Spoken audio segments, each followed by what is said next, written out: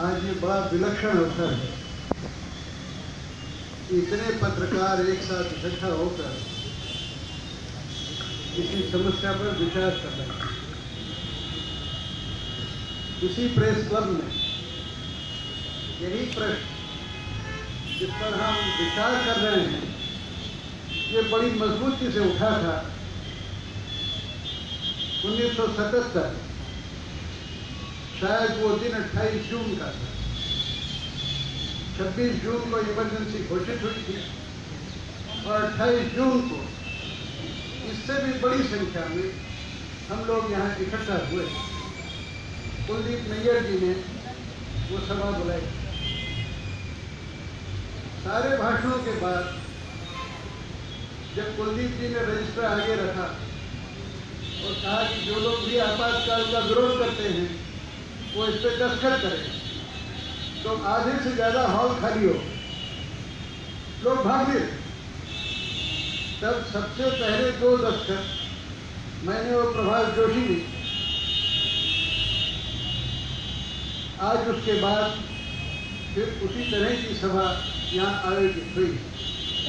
जब मुझे निमंत्रण मिला तो मेरे दिमाग में कुछ और ही बात थी। मुझे ये लग रहा था कि आप लोगों ने जो सभा बुलाई है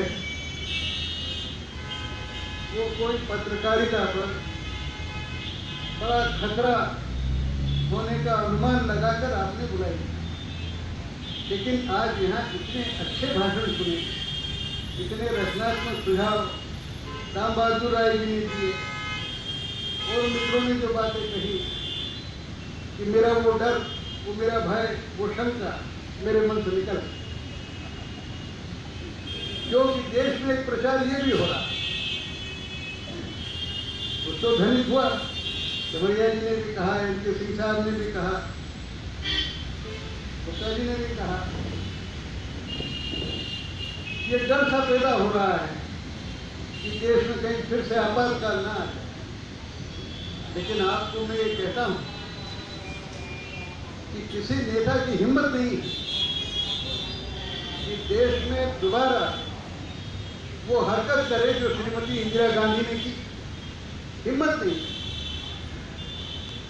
ये जो देश में इस समय ये भाव है कि पत्रकारों का गला दबाया जा रहा है, वो 1-2 घटना के आधार पर कह रहे हैं। अरे जिस देश में इस दिल्ली शहर से सरकार की नाक के नीचे से नया इंडिया जैसा अखबार निकल रहा, जिसमें हरिशंकर व्यास और मेरे जैसे लोग रोज लिख रहे हैं, उस देश में आप कहते हो कि पत्रकारिता की आजादी को खतरा है। बिल्कुल निराधार बात। हम लोगों ने, मैं तो पिछले 60 साल से लिख रहा हूं। 60 साल हो गए मुझे अखबारों में लिखते हैं। अभी लिखा कि राष्ट्रपति के लिए बलि का बकरा किसको बनाएंगे, वो आज भी लिखा नहीं। पता नहीं अभी तक किसी बकरे को ढूंढा कि नहीं, खोजा जा रहा। पिछले 60 साल में पता नहीं कितने लेख मैंने लिखे हुए। दुनिया के कितने बड़े बड़े नेताओं को, प्रधानमंत्रियों और राष्ट्रपतियों को इंटरव्यू किया होगा, उनसे बातचीत की होगी और वो मैंने लिखी होगी। आज तक पूरे 60 साल में मेरी जिंदगी में एक दिन ऐसा नहीं गुजरा है कि मुझे कभी किसी प्रधानमंत्री से, किसी सरकार से और किसी सेठ से, अखबार के सेठ से डर लगा। पूरे ईमान के साथ, पूरी मजबूती के साथ, ताकत के साथ अपनी बात लिखता रहा। और जिस भट्टी से मैं निकला हूं, उसी भट्टी से राजेंद्र माथुर और प्रभाष जोशी। अभी सुरेश जी ने कहा कि एक्टिविस्ट से इनको बड़ा डर लगता है। मैं तो पहल एक्टिविस्ट ही हूं। अखबार में लिखने के पहले, 60 साल के पहले लिखना शुरू किया, उसके पहले ही जेल काट आया था। 12-13 साल की उम्र में मैंने जेल काटी। अखबारों में लिखता था, नौकरी नहीं करता। प्रभास मेरी क्लास फेलो। प्रभास और राजेंद्र माथुर दोनों नौकरी करते, मैं नौकरी नहीं करता था। पिताजी मेरे मना करते कि भाई तुमको नौकरी की क्या जरूरत है, सब सुविधाएं हैं तुम्हारे पास, तुमको नौकरी करने ही नहीं दी। और मुझे तो लगता है कि पीटीआई में 10 साल रहकर और नवभारत टाइम्स में 12 साल रहकर मैंने कभी नौकरी नहीं की, हमेशा पत्रकारिता, कभी डरा नहीं। और मैं तो हमेशा एक्टिविस्ट था, पत्रकारिता करता हूँ अपनी जगह, आंदोलन चला रहे हैं, चुनावों में भाषण दे रहे हैं। 1967 और 1962 के चुनावों में 30-30 हजार लोगों की सभाओं में मैंने भाषण की। लेकिन 67 के बाद ये राजनीतिक दलों से संपर्क मैंने बिल्कुल छोड़ दिया। जब पत्रकारिता में विविध एक तरह से शामिल हो गए तो फिर उसके बाद राजनीति की छुट्टी, जो अभी कई बंधुओं ने कहा और सुरेश जी ने खास तौर पे कहा कि हमारा दृष्टिकोण बिल्कुल निष्पक्ष होना चाहिए, निर्भीक होना चाहिए, ना काहू से दोस्ती, ना काहू से बे। कबीरा खड़ा बाजार में सबकी मांगे है, कड़ी से कड़ी आलोचना करें, हमको डरने की जरूरत नहीं। आपातकाल के दिनों में क्या हुआ, यहाँ हुआ 28 या 29 तारीख को सभा, नवभारत टाइम्स दिन में सभा, सारे पत्रकार सारे कर्मचारी इकट्ठे हुए, डर का बड़ा माहौल। अक्षय जी ने, हमारे संपादक थे, इंदिरा गांधी के परम मित्र थे व्यक्तिगत, उन्होंने सबको बुला के कहा कि देखो अब आपातकाल शुरू हो गया, एक शब्द इसके खिलाफ नहीं। देखा मैं भी था, यहाँ हमने दस्तखत किए थे, पिताजी हमारे गिरफ्तार हो गए थे वहाँ। मैंने अक्षय जी से कहा, अक्षय जी मैं इस्तीफा देता हूँ, आप अगर मुझसे संपादकीय लिखने के लिए कहेंगे तो मैं आपातकाल के खिलाफ लिखूँ, मैं उसके पक्ष में कभी नहीं। एक 30 सूत्री कार्यक्रम शुरू हुआ तो मुझे कहा गया कि 30 सूत्री पे लिखिए, मैंने कहा मैं नहीं लिखूंगा, आप चाहें तो मैं इस्तीफा दे दूँ। ये अक्षय जी की भलमन साहब थी कि 1.5-2 साल तक एक बार भी उन्होंने मुझे आपातकाल के समर्थन में लिखने के लिए कहा। मेरा निवेदन आपसे ये है कि आज़ादी पत्रकारिता की कर रहे हैं आप बात, पत्रकारों की आज़ादी की बात कर रहे हैं। अरे हमको आज़ाद कौन करेगा, हमको आज़ाद सरकार करेगी, हमारे नौकर करेंगे, हमारे नियुक्त किए हुए ये लोग करेंगे, ये हमारे नियुक्त किए हुए लोग, हमारे सेवक। तो अपने आपको राष्ट्रपति कहते रहे, प्रधानमंत्री कहते रहे, मंत्री कहते रहे, ये हमारे नियुक्त किए हुए लोग, ये हमारी आज़ादी तय करेंगे कि हम उनकी आज़ादी तय करें। आप में अगर दमखम है तो कोई प्रधानमंत्री, कोई सरकार, कोई तोप तलवार आपको आज़ादी से महरूम नहीं कर सकती, आप में दम होना चाहिए। लेकिन अगर आप में दम नहीं है तो जो अडवाणी जी ने कहा उसको दोहराता कि आपको घुटने के बल चलने के लिए कहा, आपने दंडवत कर दिया, आप लेट गए। डर तो आपके अंदर है, आज़ादी तो आपके अंदर है। अगर पत्रकार लोग इस धंधे में आने के पहले मन में संकल्प कर लें कि न सेठ से डरेंगे, न हम नौकरी से डरेंगे, अगर निकाल दिया जाए तो निकाल दिया जाए, डर की कौन सी बात। अरे पक्षी भी पेट भरते हैं कि नहीं, ये सृष्टि बनी है, कोई न कोई रास्ता निकलेगा, डरना ईमान की बात है, चाहे जो हो जाए।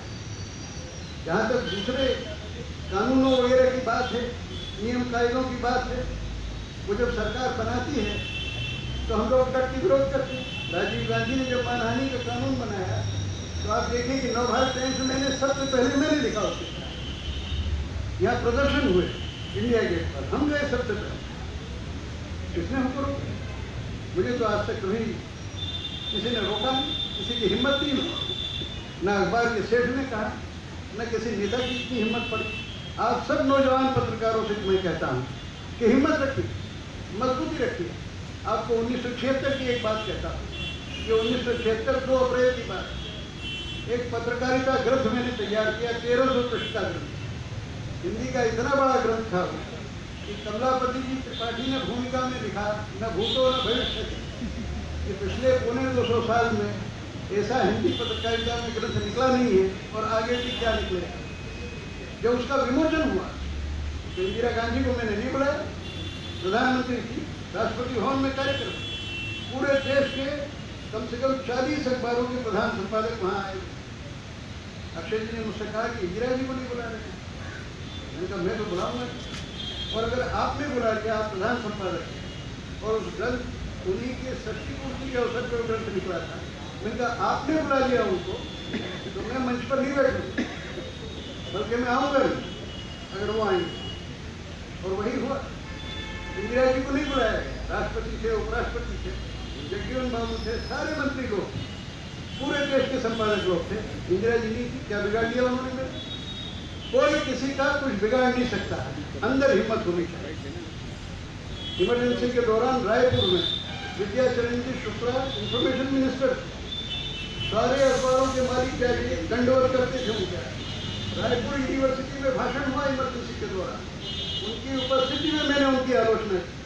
सिर्फ नई दुनिया ने हिम्मत की, उस अखबार ने थोड़ा सा मेरा भाषण छापा, और किसी अखबार की हिम्मत नहीं की छापी। मुझे लोगों ने कहा वहाँ पत्रकार बंधुओं ने आके कि आपको गिरफ्तार कर लेंगे। मुझे कहा भाई मेरे घर में तो पहले गिरफ्तारी है, पिताजी 2 बार गिरफ्तार हो चुके, अब मेरे घर में सारे नेताओं को पकड़ के पुलिस ले जाती, मैं डरता नहीं। तो मेरा आप पत्रकारों से ये निवेदन है कि आज़ादी बाहर मत ढूंढिए, आज़ादी अंदर ढूंढिए। अगर आप आज़ाद हैं, आप संप्रभु हैं। जॉन स्टुअर्ट मिल ने एक बड़ी गजब की बात कही, मुझे वो बात बहुत पसंद है। Individual is sovereign over himself, कि व्यक्ति अपने आप पर संप्रभु है, उसके आगे कोई नहीं। इसलिए ये बात बिल्कुल मन में धारण करके रखें। दूसरी बात जो मैं कहना चाहता हूँ कि अगर आपको डर है, अगर आपको लालच है, तो आप पत्रकारिता मत आए, राजनीति में जाइए, वहाँ वोट और नोट खूब मिलते हैं। पत्रकारिता में रहना है तो किसी बंधु ने कहा था कि साधु साधु होना चाहिए। अरे साधुओं से भी ज़्यादा ताकत आप में होनी चाहिए। नैतिकता अगर आप में साधु से भी ज़्यादा है तो आप ईमान की बात करें। महर्षि दयानंद आर्य समाज के संस्थापक शाहपुर महाराज के महल में ठहरे थे, और शाहपुर महाराज एक वेश्या के, नन्ही जान के पालकी में कंधा लगाए गुजरे। स्वामी दयानंद ने कहा कि नरकेसरी हूँ, अपने आप को नर क्यों कहते, तुमको शर्म नहीं है? तो महाराजा की तो हालत खस्ता हो, लेकिन उस नन्ही जान ने महर्षि दयानंद को जहर पिलवा के मरवा दिया। महर्षि दयानंद को पता था कि उस वेश्या का क्या रुतबा है, लेकिन ईमान की बात बोल रही। जैसे कि प्रेमचंद ने कहा अपनी कहानी, सरपंच को बोलती है खाला, क्या तुम ईमान की बात नहीं कहो? हम पत्रकारों को ईमान की बात कहना। लोकतंत्र की रक्षा के लिए खबर पालिका सबसे मजबूत स्तंभ है, जिसके लिए अभी राम बहादुर राय जी ने कहा कि प्रेस काउंसिल बनाई जाएगी, प्रेस आयोग बनाया जाए, जो कि एक रपट दे, एक तैयार करे, 1 साल में ना करे तो 2 साल में करे। अभी 2 साल तक तो मोदी सरकार चल रही, तो ये होना चाहिए काम, और किसी से डरने की जरूरत नहीं है। अभी डर इसलिए पैदा हो गया है कि 30 साल में पहली बार एक स्पष्ट बहुमत की सरकार आई। 30 साल में पहली बार एक जवामर्द प्रधानमंत्री भारत में आया, इसलिए सब लोगों को डर लगता है, लेकिन डरने की कोई बात नहीं। प्रधानमंत्री पर दुनिया भर के अंकुश है, कई अंकुश हैं, डरने की बिल्कुल बात नहीं है। और जब तक हम जैसे लोग यहाँ हैं, भारत में जिंदा हैं, किसी पत्रकार को डरने की जरूरत नहीं है। अगर कोई संकट होगा तो जैसे आपातकाल के दिनों में हम नौजवान थे, मजबूती से खड़े रहे, राम बहादुर राय, प्रभाष जोशी, कोई हिला के देख ले हम लोगों को। राजेंद्र माथुर तो खैर उन दिनों नई दुनिया में थे, कुछ मजबूरियाँ थी, लेकिन हम लोगों से देखे, कोई निपट के देख ले। इसलिए घबराना नहीं, आज़ाद रहो, खूब डट के काम करो, मालिकों से भी नहीं घबराना। अगर नौकरी से हटा देगा तो क्या करे, भूखे थोड़ी मरो, अरे कोई न कोई व्यवस्था हो जाए। बस इतना ही कहना चाहता हूँ। बातें मेरे दिमाग में बहुत सारी थी, कई बातें जो यहाँ कही गई उन पर मैं टिप्पणी भी करना चाहता था, लेकिन समय बहुत हो गया है। बस एक ही मेरा कहना है कि अपनी आज़ादी बना के रखिए, आपकी साथ पर कोई उंगली नहीं उठा सकता। धन्यवाद।